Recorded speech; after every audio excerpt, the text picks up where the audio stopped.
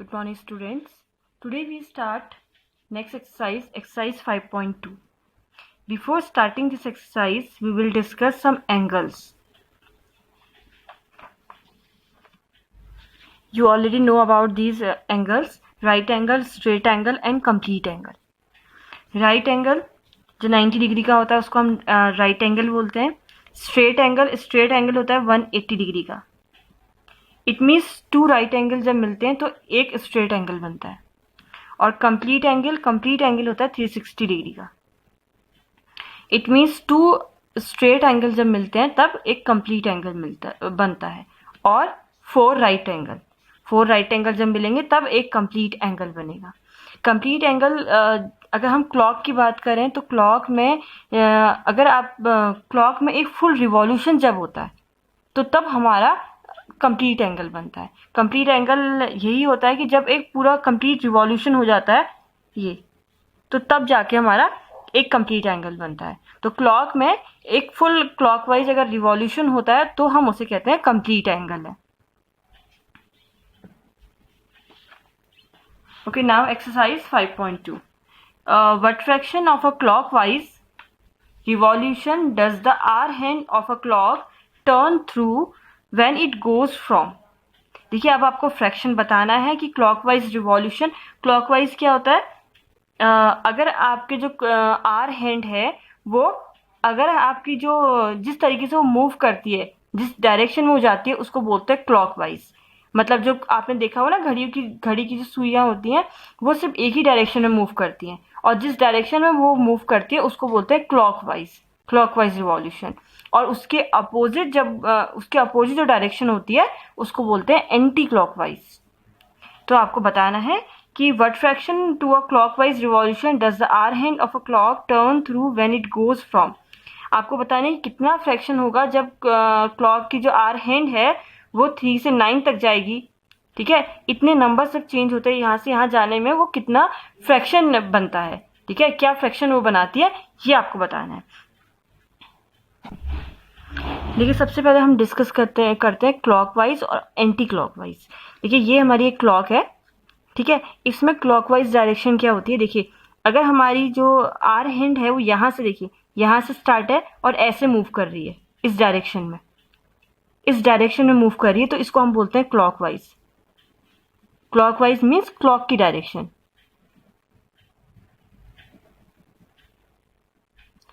और अगर यही अपोजिट मूव करे, यानी कि किस तरीके से मूव करेगी, इधर को ऐसे, इसको बोलते हैं एंटी क्लॉकवाइज. और क्लॉक की जो निडल है वो आपको पता ही है हमेशा क्लॉकवाइज ही मूव करती है.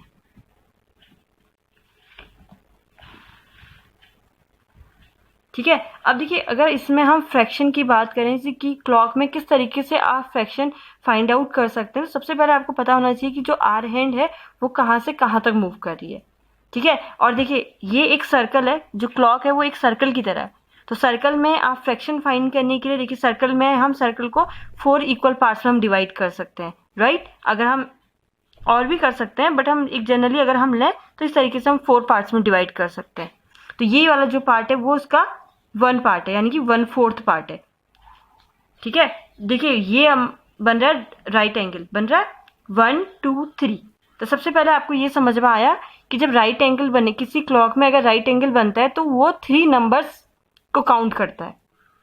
ठीक है, तो सपोज जरूरी नहीं है कि हमेशा जो राइट एंगल है वो इसी तरीके का बने. राइट एंगल ये भी हो सकता है, ये भी राइट एंगल हो सकता है.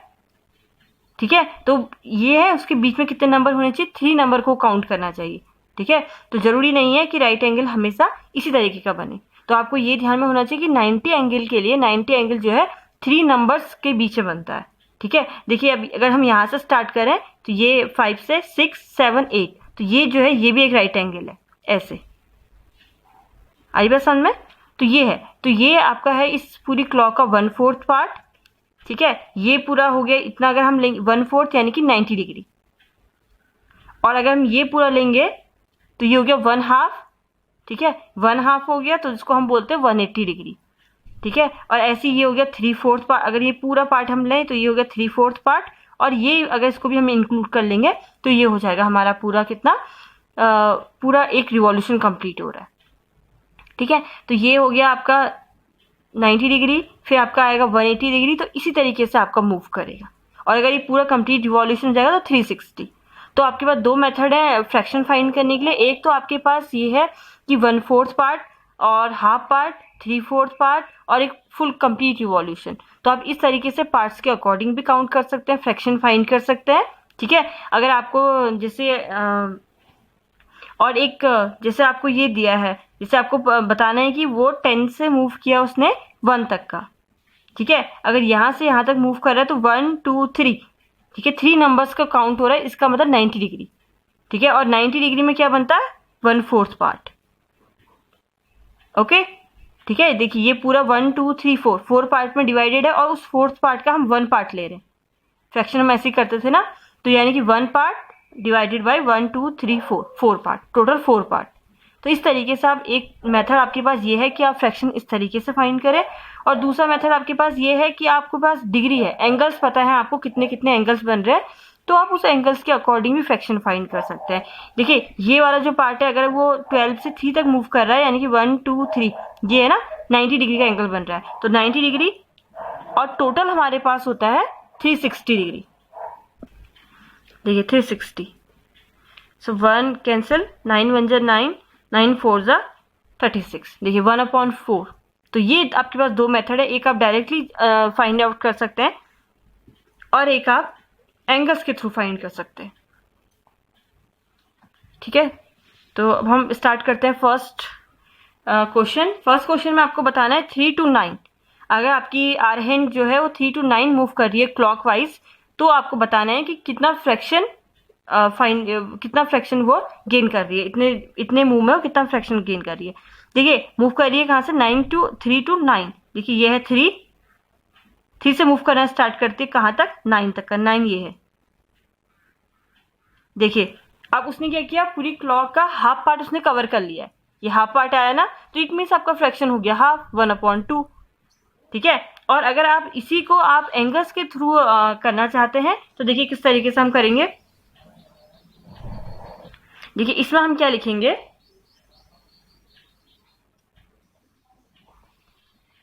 when our hand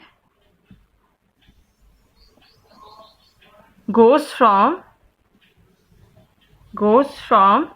3 to 9 clockwise,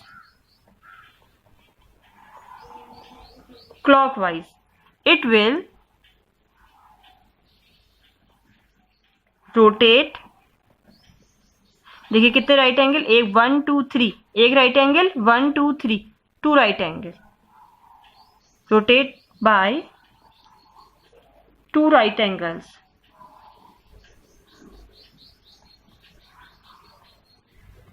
और 180 डिग्री, ये स्ट्रेट एंगल बन रहा है ना 180 डिग्री का।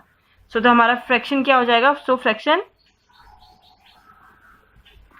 Fraction equals to 180 degree upon 360। So 0 से 0 कैंसिल, 18 2 जा 36, 1/2 फ्रैक्शन। बात समझ में आ रही है आप लोगों को किस तरीके से करना है। ये थोड़ा हौच पौच हो गया, आपको इस तरीके से नहीं करना है, आपको बिल्कुल क्लियर करना है। ठीक है, तो इस तरीके से हम क्लॉक में फाइंड आउट करते हैं, और ये मैंने एंगल्स के थ्रू किया है। और अगर आप डायरेक्टली करना चाहें तो देखिए क्लॉक में टोटल पार्ट्स हमारे 4 है, 4 में से ये हाफ पार्ट को गेन कर रहा है, इट मीन्स हमारा फ्रैक्शन हो गया हाफ। अब देखिए सी वाले पार्ट में क्या है, सी में मूव कर रहा है वो 7 to 10। देखिए 7 ये है, यहां से मूव करना स्टार्ट कर रहा है, देखो कहां तक जा रहा है, 10 तक का, ये यहां तक मूव कर रहा है 7 to 10। देखिए 1 2 3, 3 नंबर्स काउंट हो रहे हैं ना, इट मीन्स 90 डिग्री। ठीक है, और ये कितना पार्ट का, और 90 का मैंने बताया था आपको, 90 पार्ट कितना होता है ये। ठीक है, ये पूरे हम इसको डिवाइड कर सकते हैं 4 पार्ट्स में, तो 4 पार्ट का 1 पार्ट है। ठीक है, तो इट मीन्स ये हो गया 1/4 पार्ट, पूरी क्लॉक का 1/4 पार्ट। और आप चाहें तो ऐसे ही फाइंड कर सकते हैं जैसे मैंने इसमें किया है। तो अगर हम एंगल्स के थ्रू करेंगे तो ये हो गया 90 डिग्री, 1 2 3, 3 नंबर्स में 90 डिग्री बनता है, बताया था मैंने। तो ये हो गया 90 डिग्री अपॉन टोटल कितना था, टोटल रिवॉल्यूशन हमारा इसमें हो सका 360। तो देखिए कैंसिल हो गया 1/4। देखिए इस तरीके से आप फाइंड कर सकते हैं। इस क्वेश्चन को भी इसी की तरह लिखिएगा, पूरे फुल मेथड के साथ लिखिएगा। मेरा स्पेस नहीं है इसलिए मैं शॉर्टकट में कर रही हूँ, आप पूरा लिखिएगा। बात समझ में आ रही है आपको। फिर नेक्स्ट है हमारे पास 12 to 9। देखिए 12 से मूव करा 9 तक का। आप इसको ऐसे मूव नहीं कराएंगे क्योंकि ये एंटी क्लॉकवाइज मूव नहीं करता, ये हमेशा क्लॉकवाइज करता है। यानी कि अगर 12 से स्टार्ट हो रहा है तो वो ये ऐसे पूरा घूम के आएगा यहाँ तक का। देखिए ये अगर आपकी निडल है तो वो इस तरीके से घूम के आएगा क्लॉकवाइज यहाँ तक। ठीक है, यहाँ से शॉर्टकट मत मारिएगा, आप 12 to 9 ऐसे मूव करेंगे क्योंकि आर हैंड जो है वो एंटी क्लॉकवाइज मूव नहीं करती, वो हमेशा क्लॉकवाइज करती है। तो इस तरीके से आप इसे मूव करेंगे। तो देखिए देखने से पता चल रहा है कि ये पूरे क्लॉक का देखिए 1 पार्ट 2 पार्ट 3 पार्ट 3 और टोटल पार्ट है 4, 3/4। बात समझ में आ रही है? इस तरीके से वो मूव कर रहा है। तो देखिए ये हो गया हमें 90 डिग्री, 90, 180, 180 प्लस 90 कितना हो गया बताइए? 270। तो ये पूरी क्लॉक का जो है वो 270 पार्ट कवर कर रहा है, यानी कि 270/360। ठीक है, तो देखिए इसे कैंसिल करेंगे तो हम क्या होगा, देखो 3 से कैंसिल करते हैं, 3 9 से 27, 3 से 3 1 जा 3, 3 2 जा 6 एंड 3 3 से 9, 3 4 जा 12, 3/4 पार्ट। Okay, then next 6 to 3। अब देखिए 6 से 3 में मूव कर रहा है, 6 to 3। फिर सेम आप यहाँ से यहाँ इस तरीके से मूव नहीं करेंगे। आप कैसे मूव करेंगे? क्लॉकवाइज, और क्लॉकवाइज ऐसे चलता है ये यहाँ तक का। तो ये भी कवर कर रहा है 3/4 पार्ट। अब देखिए इसमें कैसे लिखेंगे आप, when our hand goes from 6 to 3 clockwise,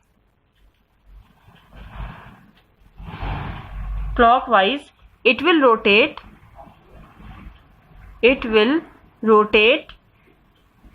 by 3 right angles or 270. Okay, then 270 fraction equals to 270/360 equals to 3/4। देखिए अभी हमने सॉल्व किया ये, इन दोनों सी और डी पार्ट्स को भी आपको फुल मेथड के साथ ही लिखना है ऐसे ही।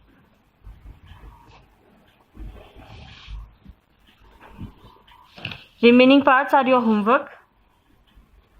B part and E part. B and E are your homework. Thank you.